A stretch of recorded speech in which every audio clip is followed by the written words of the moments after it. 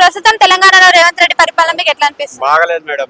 ఎందుకు బాగలేదు అనిపిస్తుంది? ఎందుకు బాగలేదంటే అసలు మేము రోజు పొద్దంతా చేసుకోపోతేనే పొద్దుకి మాకు మేము ఉండేటి కిరాయిలో మా పిల్లలు చదివించుకోవాలి, మేము బతకాలి, మా ఖర్చులు వెళ్ళాలి. అంటే ఆటో వాళ్ళకి నెలకి 1000 రూపాయలు చొప్పున మరి ఇక్కడి మేడం చెప్పుడు వరకే గాని చేతలు ఏముండయి ఆయన, చెప్పుడు వరకే ఉంటది, ఏముండదు ఆయన మాటలు అంతే, మాటలు తప్ప ఇంకొకటి ఉండదు ఆయన.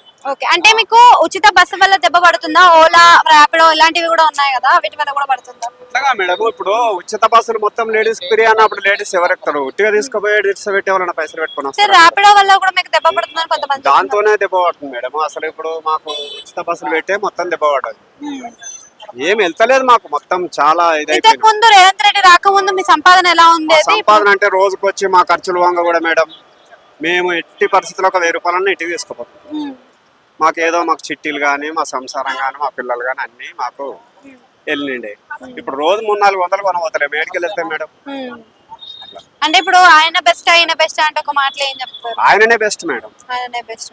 అంటే ఆయన ప్రభుత్వంలో ఉచిత కరెంట్ ఇవి రాలేదు, కరెంట్ వస్తుందో? ఉచిత కరెంట్ మాకేడు వస్తుంది మేడం, కరెంట్ ఇంతవరకు కూడా మనకు 0 బిల్ అనేది లేదు, ఏది లేదు. గ్యాస్ అన్నారు, గ్యాస్ అది ఇంతవరకు కూడా వర్తనే లేవు. అవి ఇప్పుడు ఆ ఇచ్చేదేందో అదే 500 తీసుకొని సపరేట్గా డైరెక్ట్ ఇచ్చేస్తే ఒడిచిపోతుంది కదా మేడం.